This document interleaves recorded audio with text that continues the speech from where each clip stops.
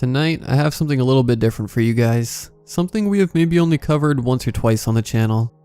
Zombie stories. As always, there will be some twists and some things you may not expect. A huge thank you to the incredible authors who allowed this video to be possible. Remember, you can send in your own story to rylhstories@gmail.com. Likes and comments are always appreciated if you enjoy. Subscribing if you're new is of course as well. Enjoy the video, and as always, I hope you all have a great night.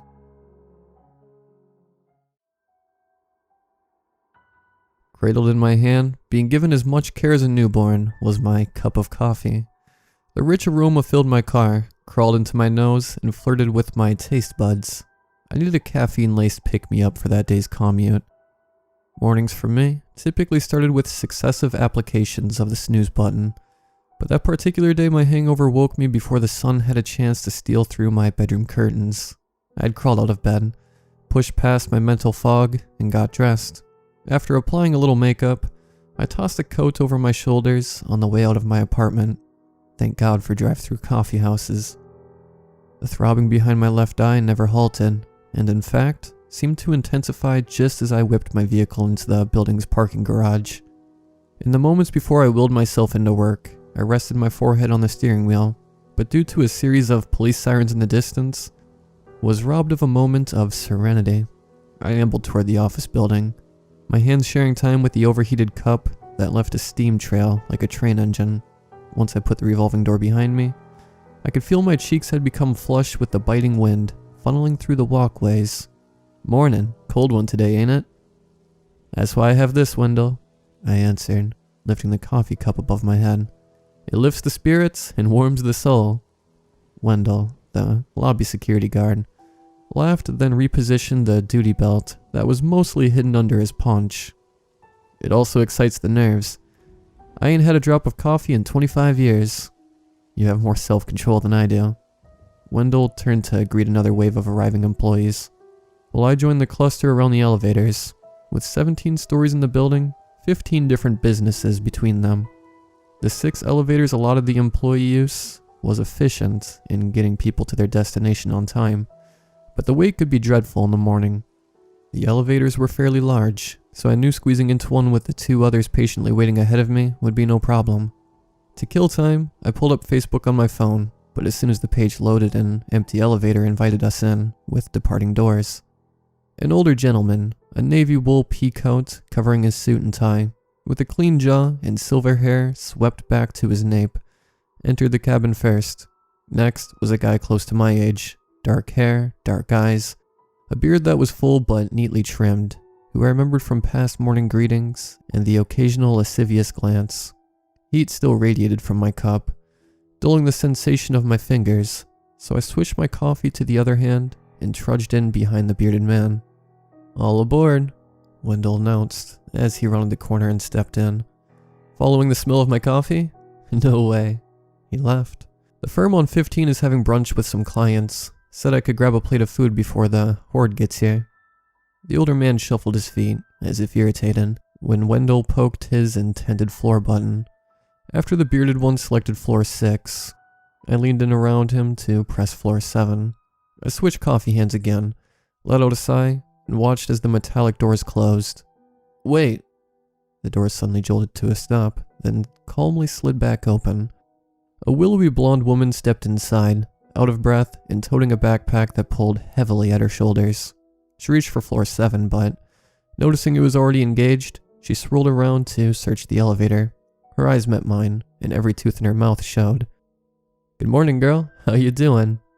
"Just fine, Ruby. Just fine." "Sorry to hold everyone up," Ruby said, scanning her audience. "I haven't been late all year, and I didn't want my streak to end. No telling when the next elevator would reach the bottom floor." Wendell nodded. "They usually get down pretty quick. Those mechanics got 'em running smooth. My whole trip to the 15th, getting some grub, and coming back down will only take 5 minutes." The interior bulbs encased in the ceiling of the elevator reflected light on the metal sliding doors. They drew together like the ending curtains of a theatrical play, Shakespeare's mid-morning's dream of calling in sick, Tennessee Williams' hungover girl on a hot tin elevator, or Neil Simmons' Boss and Bonkers. The mouth of the elevator closed until all that remained was the vertical sliver of light. There was a brief jar, then a familiar stomach-pulling sensation as the elevator car began to ascend. The red digital letters above the car operating panel increased with every corresponding high-pitched beep. It was like a little tune that counted down the seconds until being forced into the cubicle for the day. Ding ding. Welcome to floor. My student loans won't pay for themselves. Should be shut tight. Ain't supposed to see through it, Wendell said as he inspected the strobing space between the doors. I'll have to call it in, see if they can send a repairman. Ruby looked edgy. If that's the case, then I won't be taking this elevator the rest of the week. Then, as if irony had followed us inside the elevator, the car jolted to a stop, sending myself and Beard overlapping each other on the floor, and a harsh, gabbling scream shooting out of Ruby's mouth. Everyone was wide-eyed and panicked, except the older man who clutched a handrail so tightly, his knuckles grew pale, staring at the door with pure annoyance. Beard used the handrail to get back on his feet, but as he did, his forearm nudged my breast. Hey asshole, I felt that. I screamed. Felt what? Keep your damn hands to yourself. Beard furrowed his brows to me, then searched the cabin for anyone to join his side, but was apparently abandoned. Really? I didn't do anything. She fell on top of me. Bullshit. For the love of God, shut the hell up, the older man said, then faced Wendell. Why is the elevator stopped? Wendell pressed several buttons on the panel, but the doors never opened, and the car remained still.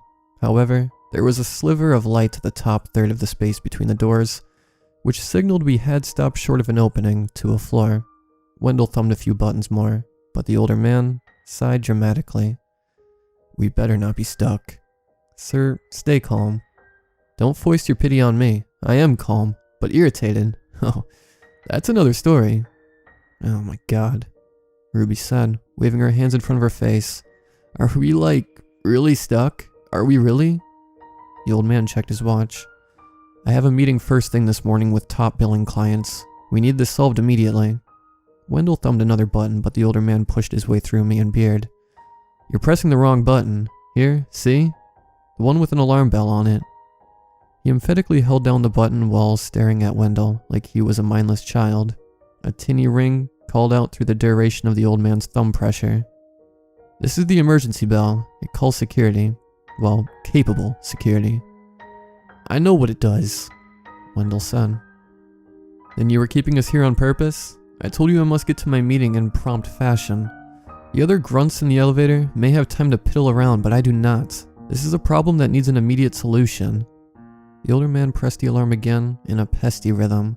By then, Wendell was chatting into his walkie-talkie, fishing for a response from the second security guard posted on the south side ground floor of the building. Ruby had backed into a corner, visibly breathing heavy and not looking at anything besides the granite flooring. Beard was trying his best to not glance in my direction, which made it painfully obvious how embarrassed I made him. Good, I thought. The perv deserves some embarrassment. I pulled my phone from my pocket and saw my screen was loaded from earlier. I started scrolling Facebook, annoyed by the fact that I was in my place of business, but due to not clocking in was enduring this debacle without compensation. Would I be able to convince my boss that I should not be held responsible for my tardiness? Would they dock my vacation time if this situation extended into an hour, or 2, or more? I was frustrated to say the least. These thoughts whirled around in my head as I slipped my finger up and down the glass screen, but the sight of smiling friends on vacation and videos of famous entertainers getting candid with their audience did liven my spirits, if only briefly. I liked a few images, but felt a sudden sense of dissatisfaction while viewing most of them. Take me with you to Aspen, Michael, please. Daniel, I'm glad you finished med school, but you don't have to brag. It's winter, Ashton, so stop posting bikini pics already. Brayden's new puppy is the cutest. I wish I had one, instead of doing something worthy of a social media boost. I was stuck with 4 strangers in a metal box. FOMO is an abundant crisis in my life. I was just beginning to notice the struggle in Wendell's attempt to contact the second security guard. No one was answering through the walkie-talkie, and the older man started chewing on his molars to keep from pitching a fit. The feeling of closeness heated my skin, so after I molted from my coat, I turned back to my screen, scrolling through the updates of people I befriended in college, but only knew through digital means. I paused on one update. An old college roommate of mine who worked in a nearby building posted a short video of rising smoke. The image of billowing gray clouds caught my eye, so I unsilenced my phone and paid attention. It was a video capturing 2 streets over from where I currently was stuck. An antiquated government building had a massive chuck removed from the south wall, and from the hole, smoke poured out with the occasional lick of flames curling above the roof. In the video, people were running from the destruction in chaotic fashion, zigzagging in and out of stores, slamming into parked cars, and even tackling one another. The camera's operator, my old college roommate, zoomed in on one particular group as they mercilessly thrashed at a helpless teenager. Then comments from onlookers in the video began coming through my phone speakers, forcing the attention of my trapped elevator mates. "They're eating them. They're eating them. My phone rang out. They're killing them. What are they doing?" As Ruby, Wendell, Beard, and the old man gathered behind me, we were all in disbelief at the scene. Strangers savagely attacked one another, sprinting suicidally into storefronts or speeding vehicles, before dragging people into the street, ripping limbs from screaming victims. Elderly women eviscerating men half their age and devouring what was taken. Children clawing at construction workers, all in broad daylight. None of us said a word. We were too dumbfounded, too scared. Then the screen went blank, and a message appeared in the video's place. "This video has been disabled." "That's 4th Street, ain't it?" Wendell asked. Ruby answered, "Yeah, that's where I get my nails done. So, like, a terrorist attack just happened?" "That's a few streets over," the old man said timidly. Ignoring the old man, I responded to Ruby. "Appears so. Looked like a bomb exploded from inside the building, but I don't know why the pedestrians were going crazy." "I want to go home," she said. "That's a few streets over," the old man repeated. Wendell got into his face. "We know." "Did you not see it?" "Yes, we watched the same video as you, sir." "No." "Did you see when it was posted?" We all turned to the old man. "Before someone removed the video, I saw it half an hour ago. Those people, those brutes, have had 30 minutes to get here." A blast of static filled the elevator, and a muffled voice beckoned from Wendell's walkie-talkie. "Wendell, where are you? Wendell, we have people running in the lobby." Wendell replied, James, I'm stuck on the elevator. What's going on?" Even through the static, James' panic was obvious. "Bunch of people ran into the building, hitting people and biting. Blood everywhere, man. Police. They bit my shoulder, and I locked myself in the break room." Over the next few minutes, Wendell tried to reach James, but the walkie-talkie remained silent. I instinctively dialed 911, but being trapped in a metal cabin disabled my cellular service. Others tried, but their cells ended with the same result. When Wendell halted his communicative venture, we sat in silence for several minutes. Ruby had taken to the corner, her hands folded over her nose and mouth as she bobbed silently. Beard was scouring his phone for any additional information, but the incredulous scowl across his face implied his search was fruitless. The old man had tilted his head to the ceiling, eyes closed. "We have to get out of here." "My son, propose something," the old man snapped. "Don't they have escape hatches up top?" "Be my guest." "You don't have to be an asshole. I'm just brainstorming."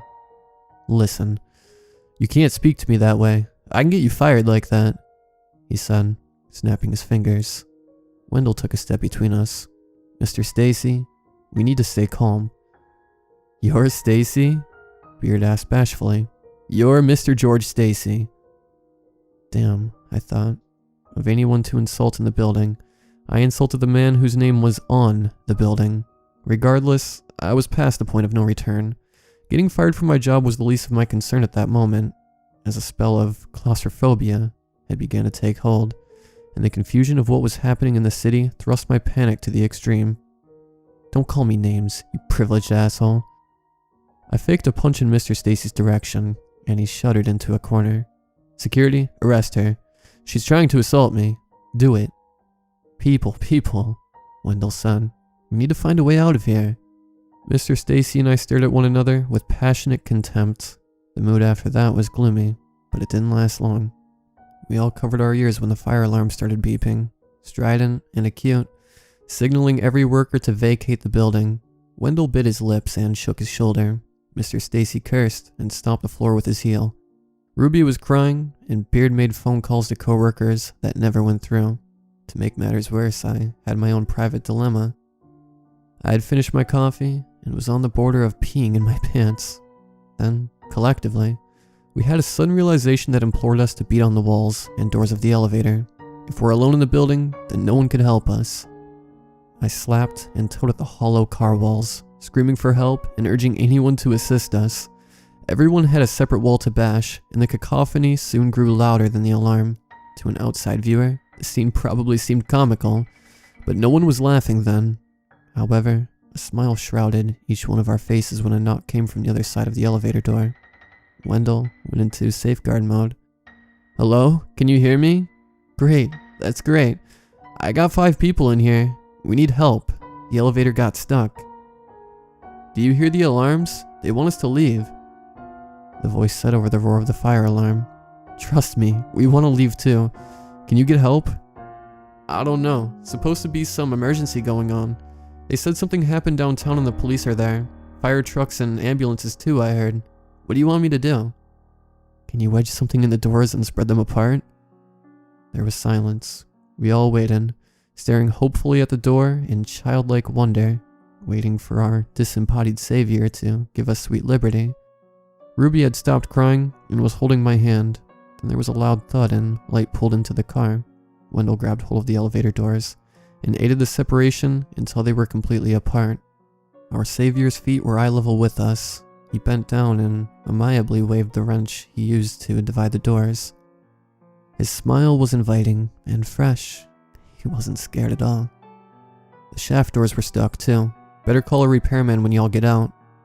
We were ghastly misleveled and had stopped about 5 feet short of being flush with the opening, leaving a 2-foot wide space to crawl through to enter the elevator lobby on the 3rd floor. It was an exercise of which no one had any objections. Cool air swam into the car, and I realized how muggy the enclosed place had become. I felt at peace, mostly because our predicament was solved, but also because a bathroom visit was in my immediate future. Because Ruby had a meltdown earlier, Wendell hoisted her up first, and her slender frame slipped through with ease. The young man who opened the doors for us was very helpful, grabbing Ruby's hand and easing her to her feet. He was especially alert when noticing Mr. Stacy was among us, and went to calling him by name in a very toady tone. "Mr. Stacy, hello. Help me out. We missed you in the meeting this morning. We were wondering where—" "Shut the hell up and get me out of this piece of shit." Wendell rolled his eyes as Mr. Stacy used his thigh as a step stool. The old man floundered and writhed on his stomach, squirming through the space and into the elevator lobby. His knees were still in the opening when I heard the guttural screams. The young man assisting Mr. Stacy shot a look down the hallway. His face was overcome with terror. Ruby was the first I saw that was slammed to the floor, her eyes now level with mine, gory hands groping her body, her weak hands doing little to stop the violence. A group of 3 people hovered in blood-soaked suits and ties ripped at her skin and face, one gnawing at her screaming jaw. Soon, the eyes I watched were lifeless. They did this with such swift lethality. I knew the only item on their mind was bloodlust. The young man slammed his wrench into the head of one attacker, drawing feral shrieks from its mouth, before it fell down and ceased all movement. But the young man couldn't fend off the remaining 2, and was hurled out of our view. His squeals of pain and agony that echoed around the metallic cabin shook me to the core. I retreated to the back wall, unable to understand the carnage in front of me. Beard and Wendell were trying to close the doors, but Mr. Stacy was kicking and squirming his way back inside the elevator. He leveraged his weight with his arms and dropped to the bottom with a thud, and in so doing swept the bloody wrench into the car with him. There was yelling from every party, and the din reverberated off the hollow metal with such amplification I had to cover my ears. Mr. Stacy got to his feet and assisted the other men with sealing the doors. Gnarled fingers and bloody palms extended through the threshold as the attackers made ferocious efforts to gain entry. The next thing I remember, I had the wrench and was swinging madly, crunching bones and fighting the raging invaders into a retreat until the doors slammed shut. We all collapsed to the floor, panting and wild-eyed, but the clunks and bangs from the other side kept us wary. We sat on our butts, staring at the shiny metal barrier, unable to speak or even think properly. It was in this brief window of waiting in limbo that I realized I had urinated on myself. Mr. Stacy, whose face was sprinkled with foreign blood, unfolded a gingham handkerchief and squashed it to his neck. He let out a sigh and winced when he applied pressure. Beard withdrew to his phone and made several calls that never went through. To whom? I do not know. Wendell used the handrail to get on his feet and paced around the elevator with his thumbs lipped under his belt, lips moving in silent conversation with himself. After a few circuits, he stopped and looked at each one of us individually before speaking.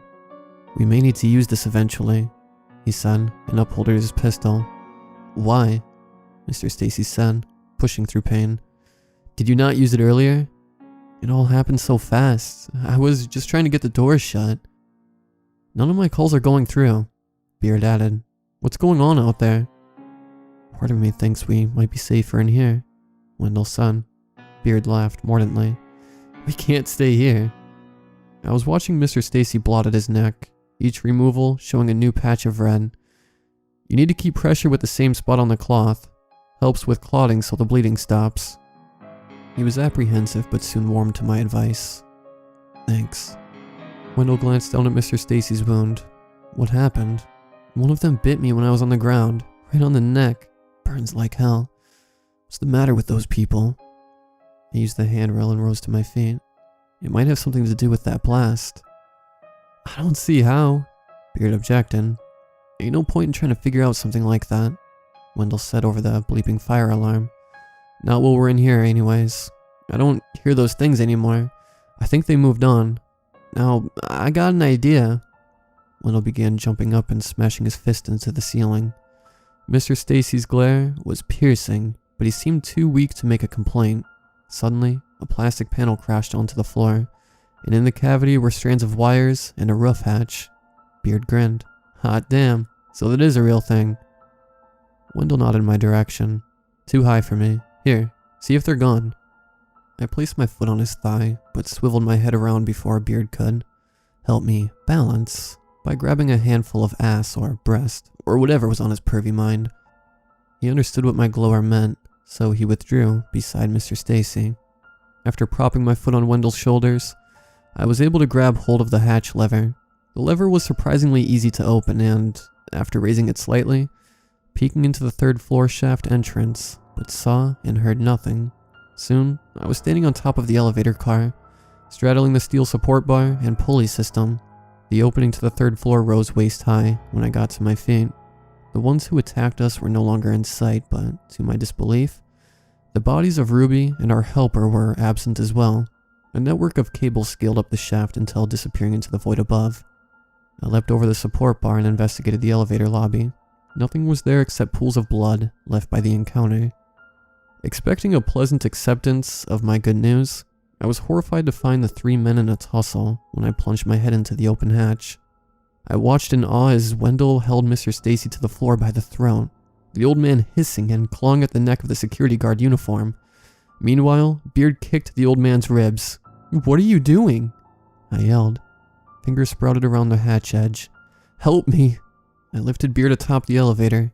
We watched as Wendell overpowered the savage old man and hit him twice in the skull with the wrench. Mr. Stacy dropped, giving Wendell ample time to escape the doomed car. However, as we huddled around the elevator ropes, a bloody bulbous head budded from the open latch, then a shoulder, then an arm surfaced and scrabbled at our ankles. Wendell kicked Mr. Stacy's face, but the blows proved ineffective. The 3 of us crossed into the lobby and rushed down the hallway that strobed and bellowed in the affections of the fire alarm. Around each corner we halted, briefly spying our next line of sight for any tears, before sprinting toward our North Star, the stairwell exit sign. On our last turn, I heard a grunt behind me. Mr. Stacy had followed us. By a heightened sense of hearing, or by a newfound smell of fear, I don't know, but he barreled toward our group with foam and stark fury on his face, in a rabid lurch that leaned his bearing into a sprinter's slant. His splayed fingers were out like a hawk's talons, ready to grasp onto any living thing. His legs churned much too quickly to be that old. His navy peacoat was ripped and trailing his torso like a malicious cape. "The stairs, go!" Wendell screamed, then removed his pistol. I grabbed his arm. "We can all make it." He jerked away and lowered into a shooter's stance. "Go." Beard was already holding the door when I arrived. We raced out of the hallway and onto the landing. Already out of breath, we overcame the steps to the next landing, then the next. The loud pops of gunfire echoed in the concrete-lined stairwell, and as the third door lazily closed behind us, the shooting lapsed and the sound of high-pitched shouts were replaced by the low, agonizing screams of demise. We stopped at the bottom floor to catch our breath. I felt a warm hand on mine. "Hey," Beard said through labored breaths. "I didn't do it. I swear." "Didn't do what?" "Earlier, I didn't touch you. Or at least I didn't mean to. Honest." His eyes met mine. "I was just trying to help you up." "Why didn't you say so?" "I tried. Besides, would you have believed me after what you said? Would anyone have?" I could see the indignation on his face, hear the truthfulness in his voice. "I'm sorry. I just wanted you to know the truth." Without allowing me to say another word, he slipped through the door. I was alone. I'm not sure how much time passed before I willed myself to sneak a look through the door. In the time it took me to do this, I heard no noise or confrontations on the opposite side. In those fleeting minutes, perhaps 10 or 30, I'm not sure, my soiled underwear became a nuisance both to my nostrils and my chafe legs. I tightened the laces of my shoes and discovered a piece of a fractured cinder block to use as a weapon, but left it lodged between a riser. When considering its cumbersome weight, I readjusted my ponytail, then looked out into the first floor unknown. The downstairs lobby and small-conjoined atrium showed no life. All was quiet and unmoving. After jutting my head past the frame, I could see bloody footprints that snaked to pools of blood, recreating the terrazzo floor into a nightmare-induced Pollock painting. I snuck out, closed the door softly, then skirted the lobby walls towards the revolving doors, toward my car, toward freedom. My break of solid running was cut short when I tripped over something pale that protruded from around a large potted plant. My knee took the brunt of the fall before I collapsed on my chest. My hands instinctively went to my damaged joint, and my fingers cradled my throbbing knee as I refused to verbally let out my frustrations for my own safety. I slid to my back to see what I had tripped over, only to find Beard sliding his legless body towards me, his raw, sliced hands inching him forward. I tried kicking, but every action sent aching pains from my knee up to my thigh. I mimicked Beard's movements and started sliding myself over the lobby that was made frictionless by the thin layer of blood and fluids, my shirt and pants soaked in it. Beard's hollow barks reeked of pain and anonymity. His eyes were mad and crazy. Although our time was brief, this was not the person I was acquainted with earlier. The thing crawling toward me with predatory intentions induced his distance from me much faster than I reduced my distance to the door. With the reduction in weight from having no legs, he was gaining on me. Strips of bitten flesh trailed loosely from his thighs and torso. I decided that a rolling technique would be more efficient, but the pain was intolerable. So I returned to crawling. While I'd stalled, Beard had persisted. His grabbing fingers flirted with the soles of my shoes. I muffled my shrieks of pain and pushed past my injury. I picked up speed. I wanted to escape. I wanted to live. Then a chorus of guttural calls inundated the lobby. Behind Beard, pouring out of the atrium, were volumes of frantic, villainous people hurling their bodies in my direction in reckless abandon. They whooped and hollered in vile excitement. I wormed faster, my abdomen numb from exertion, my hands continuously slipping in the spilled fluids underneath. My ponytail had become undone, and my hair was matted together. I wormed faster. I wanted to live. My hand, now saturated with red, left a gory handprint on the revolving door as I spun it to include my body. I snailed inside and pushed the door so Beard was separated by a large pane of glass. When he reached it, his mindless actions only left smudges. I pushed to freedom, but before the cool air could grace my cheeks, I hauled back the pivoting door to a protective angle. In the wind tunnel created by rows of tall buildings, in the parking garage where my car rested, groups of other ravaged people raced towards me. Some emerged from the garage itself, others appeared from the road or other buildings. Activity must have beckoned them. Movement. Life. I was lodged between the onslaughts. I held the door to the best of my ability. When the first wave lunged at the glass, it didn't shatter, which surprised me, but the bar was slick with someone else's blood and made it near impossible to get a good grip. The ones from inside the building hit next, creating an opposing force to the ones on the outside. Hands, some completely fingerless, reached out in unnerving angles to get as close as possible. Through the door I could hear their chipped teeth clacking together, their minds on a circuit of prey and hunger. I noticed some were people who worked in the building, but I didn't know their names, only vague faces of recognition that had been distorted by bruises or gashes.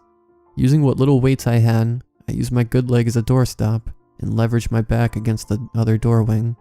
I wept when the sound of cracking glass pummeled around the entryway drum. I thought of my family, my friends. I knew once the doors failed that I would be ripe for the picking, a fish in a barrel. The tension in my leg waned. My body started to lighten. I was giving up. My dread was quickly overcome when the drumming of split glass grew loud and sporadic. Through the walls of savages outside, I could see people in riot gear, bearing weapons and clearing the way with shots to the skull, painting my glassy coffin with brain and bone fragments. A bullet hole erupted beside my shoulder, so I situated myself into a prone position, using my arms as a helmet while the shootout took place. Bullets whizzed and zipped through glass around me. In the brief time I opened my eyes, I saw my forearms were sparkling from the fallout. I could smell the death in the air, the wicked massacre unfolding. The salvo of rifles pointed to acquaintances I could have easily gotten into the elevator with that morning. The popping stopped. The last thing I remember was being lifted onto my feet and ushered outside, fragments of glass falling off my hair and clothes, and covering the bullet-ridden bodies like diamonds that glinted in the sunlight. There was a Humvee parked on the curb that I was rushed to, and once there, was stripped naked with no thought of repercussions or rights. 2 soldiers browsed my body, then double-checked again before covering me with some shorts and a hoodie. None of my questions were answered. None of my demands were met. Someone from behind plunged a needle into my arm, but before my protest became physical, I passed out. When I regained consciousness, I learned a week had passed. My family was called, and they joined me in the hospital. I was groggy, but learned that all the patients in the hospital originated from the block where my story took place. However, when I begged for answers, my family resisted. That's when I noticed the armed guards posted in the hospital corridors. It's been 2 days since I've asked my family for answers, yet they still refuse. I have internet access on my phone, but no news articles back up my account. No nurses will answer questions. Doctors ignore me. I'm not allowed to contact other patients. If anyone knows what occurred, please get the message out now. I need to know what happened.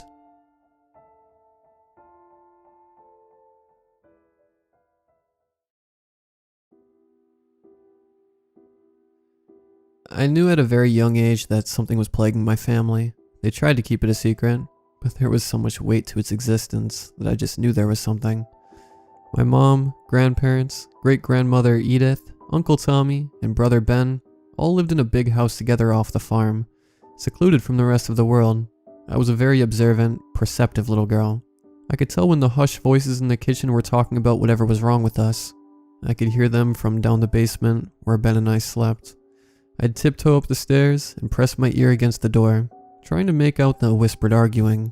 When Yaya Edith started getting sick, there were nightly debates about what they were going to do and how they were going to live moving forward. We're cursed, I heard my mother cry, which was odd. Yaya Edith was 107 years old after all, blind and hardly able to speak, the poor thing.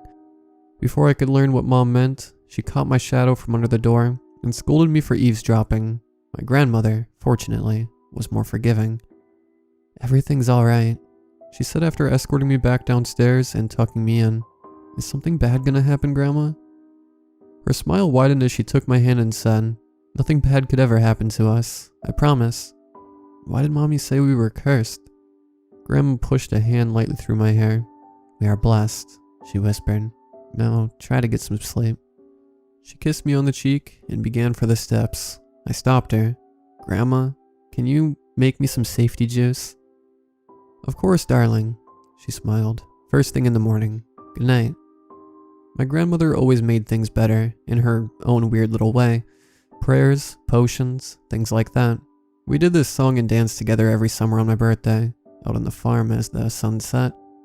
She said it would bring me great fortune, but the thing she did for me most often was make this safety potion for when I was feeling particularly frightened.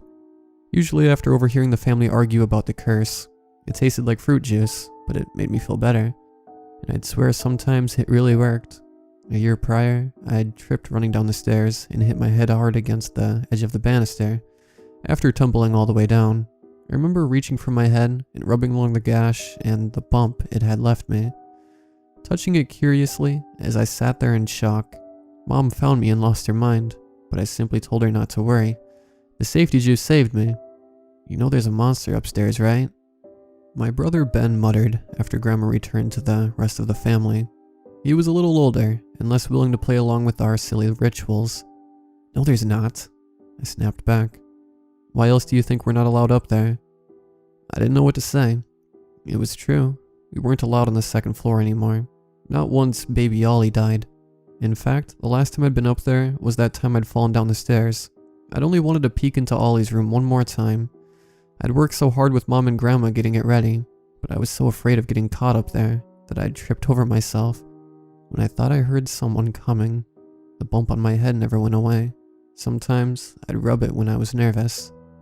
I could hear it in the attic. Ben continued on the monster. "It walks around while everyone's asleep." "Stop it," I cried. "Grandma says we're safe." "Yeah? What about Dad?" He lowered his eyes in instant regret, unable to look at the damage he'd just caused me. Our father had passed not long after Ollie. Grandma called it a terrible mistake. Ben told me he shot himself.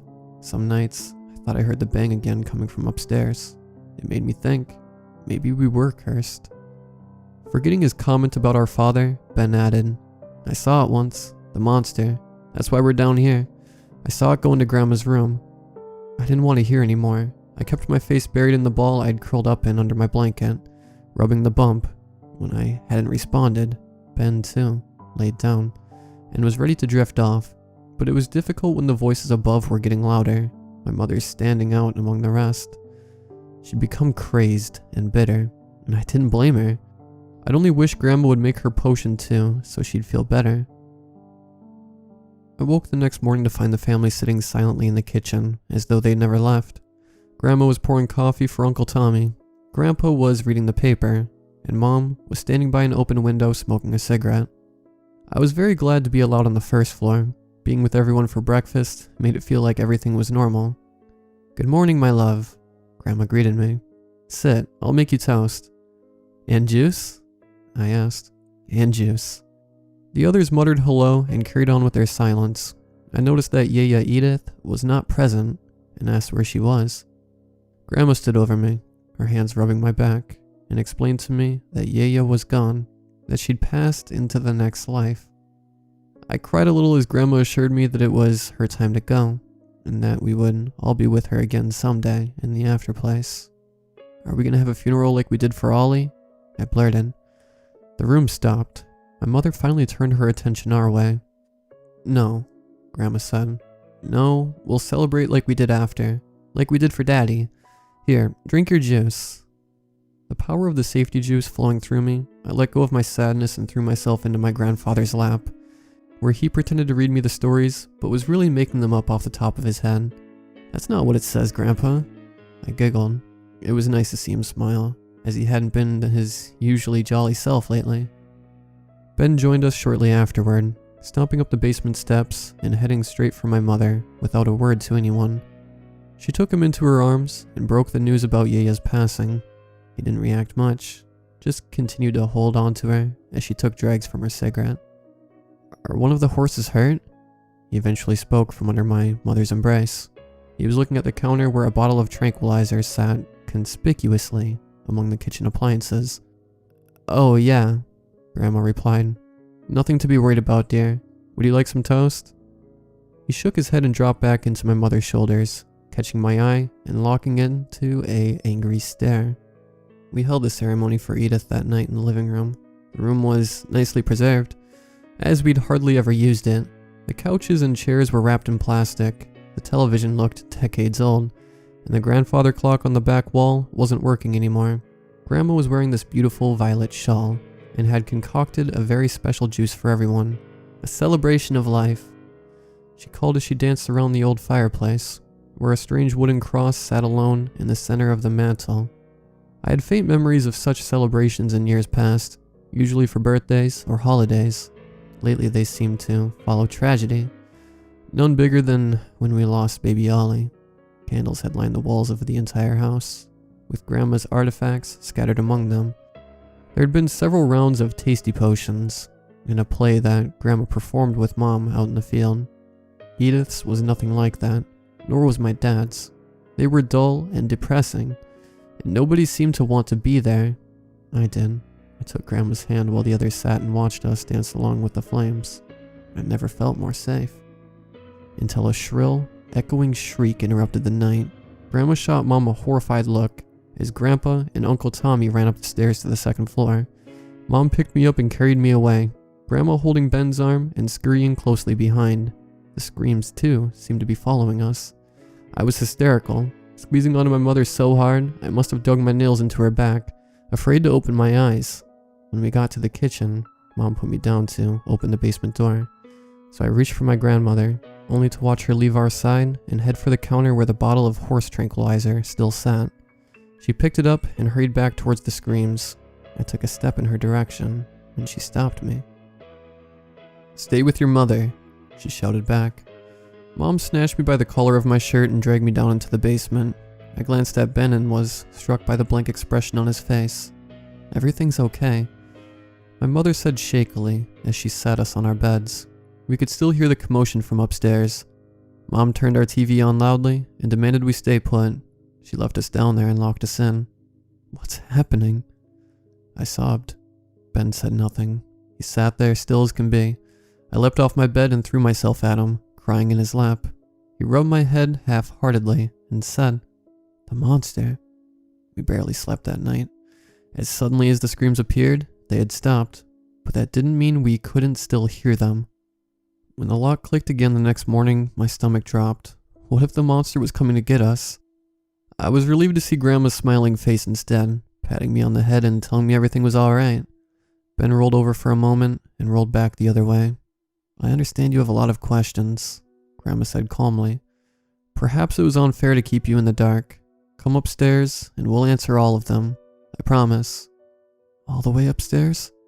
I panicked. "No, dear, but there is nothing to be afraid of." "What about the monster?" Ben snapped, his back still facing us. Grandma closed her eyes and took a deep breath. "There are no monsters," she pleaded. "You must believe me." I nodded, but there was doubt in my mind, and I hated myself for it. Grandma approached Ben and sat on his bed. "Please, Benjamin, will you join us?" He rolled over and I could see the fear in his eyes. "I don't want to." I hopped out of bed to give him a hug, but he shrugged me off, spitting, "Leave me alone." Pulled the covers up over himself and rolled into the space between the bed and wall. "Come, love," Grandma said to me. "Let's do as he says." I absolutely did not want to go anywhere without him. "Ben?" I uttered sadly. We waited there in momentary silence. He didn't move. Defeated, I followed Grandma up the basement steps and into the kitchen, leaving my brother behind but feeling as though he was abandoning me. Everyone was waiting in their usual spot, only this time looking far more stressed than usual. The look on my grandfather's face was almost as shocking as the shrieks from the night before. And my mother, she looked as angry as I'd ever seen her. There were 2 open chairs on the end of the table, with the rest of the family facing them. I dropped onto one and let my little legs dangle over the edge. "Here," Grandma said, handing me a cup of safety juice. She took one nervous look around the room, my mother eyeing her sternly, and said, "Ben did not wish to join us, but perhaps another time. Now, my love, what would you like to know?" I looked at the empty chair, really wishing Ben was sitting in it. I kept my eyes to the floor and shrugged. "It's okay, dear. You can ask anything you'd like." I could feel everyone's eyes on me. Last night was scary, I mustered. It wasn't a question, but it was all I could say. My bump was itchy. Grandpa was muttering something in Greek under his breath, his face in his hand, disgusted. Grandma spat Greek of her own at him before turning back to me. "Well," she began, "first you need to understand that, while it may have frightened you, what happened last night was not as scary as it sounded, okay?" I remained still. My mother began pacing with a cigarette in her shaking hand. Uncle Tommy was fidgeting with his fingers. "What else?" Grandma urged. "Go on." Though wishing I had stayed downstairs with Ben, I didn't want to disappoint her. "Why can't we go upstairs?" I asked. Grandma smiled and nodded. "Yes, upstairs. It's because we have special guests." Grandpa squealed once more, starting a fight between the two of them. It was the first time I'd ever seen them argue, though I was unable to understand what they were saying, as I did not speak Greek like they did. Uncle Tommy chimed in, seemingly to defuse the situation, while my mother shook her head and blew more smoke out of her nose. When they finished, they turned their attention back to me. I didn't know what else to say, but Grandma was waiting for more. "Are they monsters?" I asked. "Ben said he saw a monster." Grandpa muttered some more, but Grandma ignored it. She knelt down to my level and took my hands. "No, not at all. Your brother was just confused. He did not know what he saw, but they're not monsters." "What are they?" She was rubbing my arms gently. "They're your family, my love." I let the words sit in my mind. I didn't understand what it meant, but it was far nicer to think of them as family and not monsters. "Oh, can I meet them?" I wondered. My grandmother huffed and smiled, but was immediately cut off. "That's enough," my mother finally spoke. "Cecilia, go downstairs to your brother. Now." "She needs to know this," Grandma argued. "They both do. How long can we keep this from them?" My grandfather started crying, his face buried in both hands now. It hurt me to see it. "This isn't right," Mom shouted. "None of this is right, and it's your fault. All of it. You just had to..." At that moment, Uncle Tommy stood up and approached me as Mom and Grandma went back and forth. "Put on your shoes," he said. "Let's get some breakfast, yeah? Tell your brother. Go." Mom was yelling in Greek now too, but Grandma continued in English, as though she wanted me to understand. Ben was already halfway up the steps when I opened the basement door, curious about all the yelling. We were soon rushed out of the house and into my uncle's rusty car, speeding down the dirt road, the radio on loud, and the farm disappearing behind us. I rested my face against the window and cried. Ben, sitting next to me in the back, turned and said, "Cece, I'm sorry I didn't go with you." I wanted to tell him it was okay, but I didn't. We were gone for most of the evening. The house was dark and silent by the time we returned. Once inside, Uncle Tommy gestured us to head down to the basement, and we did. There was a lot swirling in my young mind, too much to allow for any sleep. I thought about talking to Ben, but was still upset with him, and could hear his heavy breathing by the time I changed my mind. It wasn't worth waking him.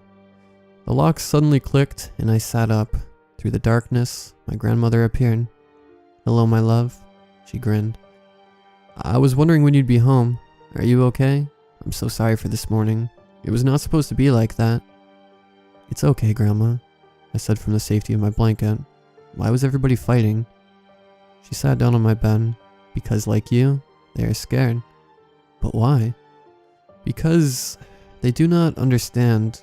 It confuses them." I looked over at Ben, who was still fast asleep. "Your brother is scared too," she added, "even if he says he's not. But please trust me, darling. There is nothing to be scared of." I stared at her blankly, this desperate, wide-eyed look on her face. She began rubbing the bump on my head, gently. "Will you come with me?" she said, "so I can show you?" My heart stopped. Despite Grandma's assurances, I was too afraid of what was up there, and the look on her face made it worse. I wished my mother would come down and put a stop to it. When I did not answer, Grandma clapped her hands.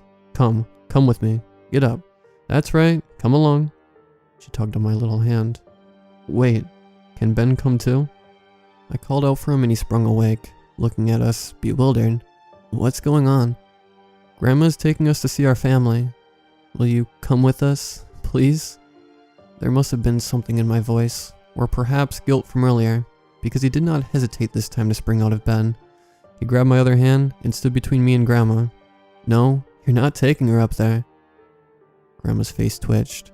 She hushed us and said, I love you both so very much. You must know this. But I'm begging you, please. She let go of my hand as a sign of good faith, and it killed her to do it. To see her grandchildren defying her, afraid of fear, she started to cry. Please, children, please, I just... Don't you want to see your family? Her crying grew more intense. It was hard to watch. I think for Ben too. He stood there, unsure of what to do. Then she shifted, like a light bulb went off in her mind. She held a finger up and said, Listen to me, both of you. Your father, he's up there too. It would make him so happy to see you. You want to see him, don't you? Daddy? I yelped. I had been easily swayed. Ben was not having it. Dad put a shotgun in his mouth. No, and pulled the trigger. I saw it. You don't understand what you saw. Grandma glanced up the stairs behind her and lowered her voice. Come, you'll see. Come with me. I stared up at Ben with teary eyes. I want to see Daddy, I told him. I could tell that he was also curious. Haven't I always been good to you two? Grandma sobbed. What happened to Ollie was a tragedy no family should ever suffer. To lose a child so soon after it was brought into this world, there's no explanation for it, but I made sure we were safe after that. I made sure we would never suffer such pain again. Why won't you believe me? Ben loosened the grip on my hand as he mulled it over, then tightened it again, harder than before. Fine, but we go back when I say. Grandma was so pleased. She put her hands to her mouth in excitement and waved us on.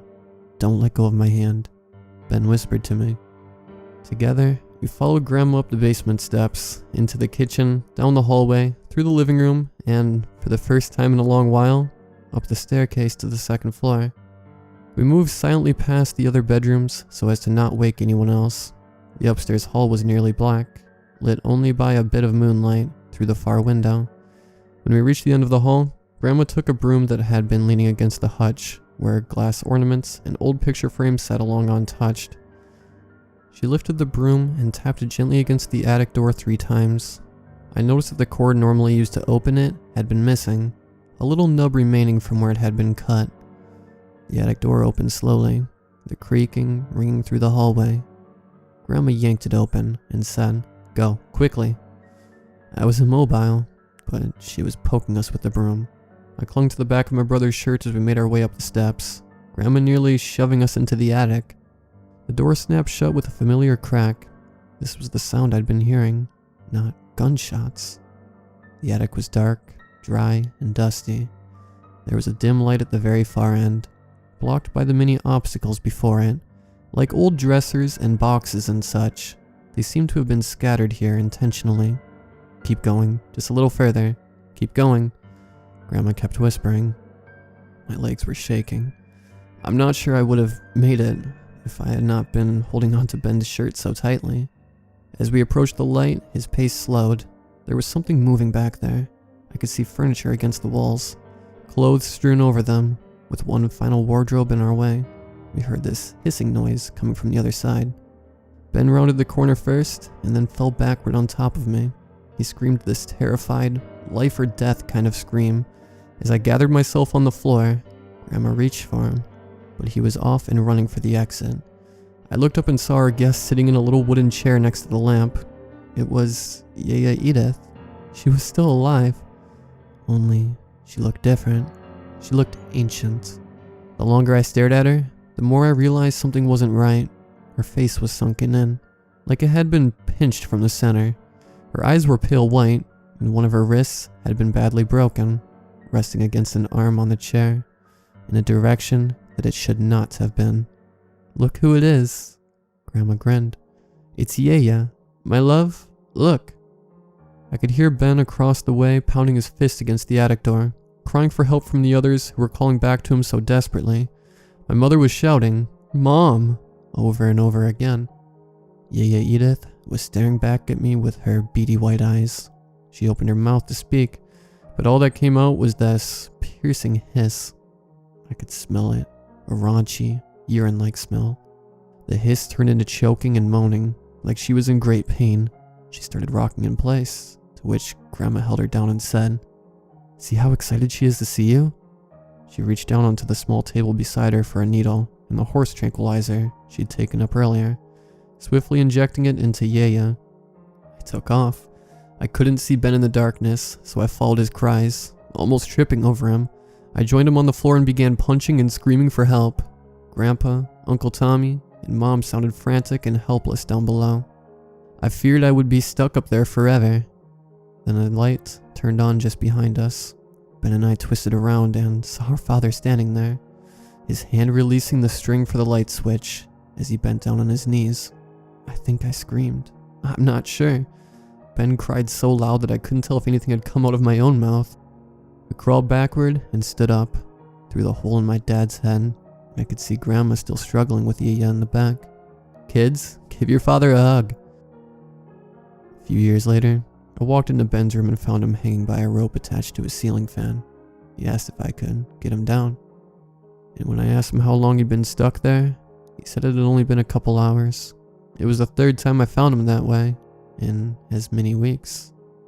When I got him down, we sat on the floor, Ben in my lap crying. "Do you think they'll make us live up there?" I shrugged.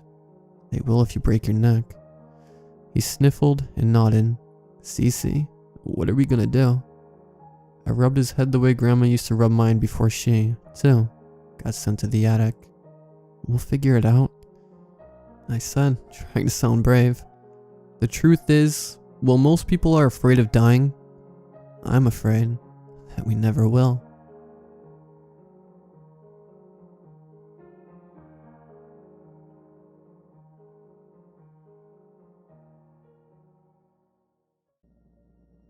Hey everybody, I hope you guys enjoyed the video.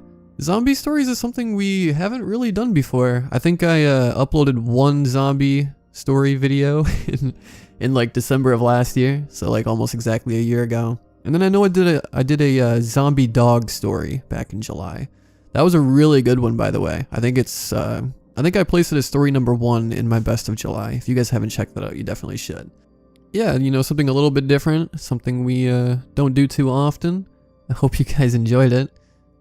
I don't really have a whole lot to talk about. Basically the predicament that I'm in right now is this video should be an hour long because all of my videos are, and I'm like 3 minutes short if I include the intro, so I've got to ramble for a couple minutes. But it's been a while since we've done that anyway, so it's always fun to do this, and hopefully I won't be annoying or tumbling over my words. I guess I could give you guys a more formal thank you for 60,000 subscribers. I really never thought the channel would come this far. I know every YouTuber says that, and I know every YouTuber says, I have the best fan base in the world and all of that good stuff, but I'm not gonna go and say that, because that's what everybody says. But what I will say is I'm very appreciative. I wake up every single morning and I'm just checking comments and seeing what new stories are out and what I can narrate that night and upload the next day. It never gets boring to me. It's something that I consistently look forward to, and even doing this as long as I have. You know, I say I started back in 2015, which is true, but I didn't really start posting a lot until like March of 2018. That's when I really started to like buckle down and take it serious. And, you know, I've been working at this every night since, barely any nights off, and it never ever gets old to me. You guys are always just sheltering me with support. Looking forward to that next video just as much as I am.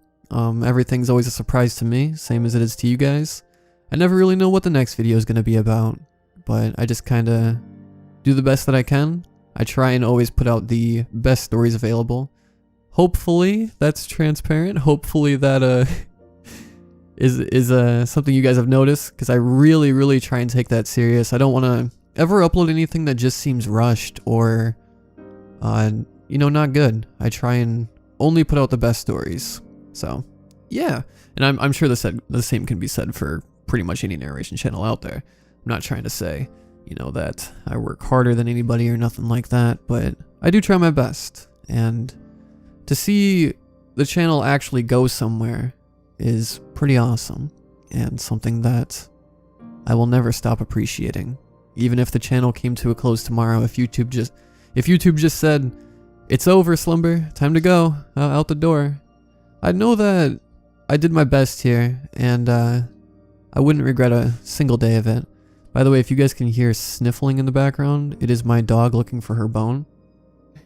Did you find it, Willow? Alright guys, we're good, she found it.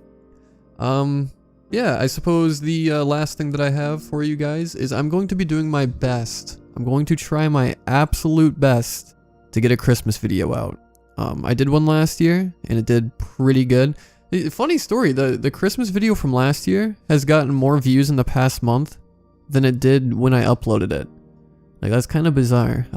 I try not to talk numbers, but since I find it intriguing, I'll just share it with you guys. I think the video had like 14 or 15,000 views at the beginning of the month, and it's been uploaded for a year, and it now has like 32,000. Which, I don't know, I find that hilarious. It really shouldn't be, because Christmas is around the corner, and scary stories never get old. You know, a story can be from 1920 and it's still just as good now as it was then. Maybe a little bit less relatable, you know, because they didn't have TVs or good TVs, or I don't know. I should probably fact check before I just blurt shit out of my mouth, but I really don't know. Either way, I think I've filled out the time, and probably then some, and I really have nothing else to talk about. I don't want to sound like a broken record, but just thank you guys again for everything. I really do mean it when I say that this channel has changed my life in a lot of ways. I know that sounds pretty drastic, but it really has. It's been a good year. We consistently uploaded on the channel. We doubled the channel size too. We started out the year with 28k, I want to say. Maybe we started with 30k. Maybe. But either way, we're at 60k now, so it's double. And that's pretty freaking cool, man. Yeah, I'm going to stop rambling. I'm sure you guys have already clicked off because I'm not as good at rambling as I might be at narrating. Even though I really don't think I'm that great at narrating either. But I don't know. I guess 60,000 people say otherwise. So I'll just let bygones be bygones. But anyways, I hope you guys enjoyed the video. And as always, I hope you all have a great night. And I will talk to you guys later. Good night, everyone.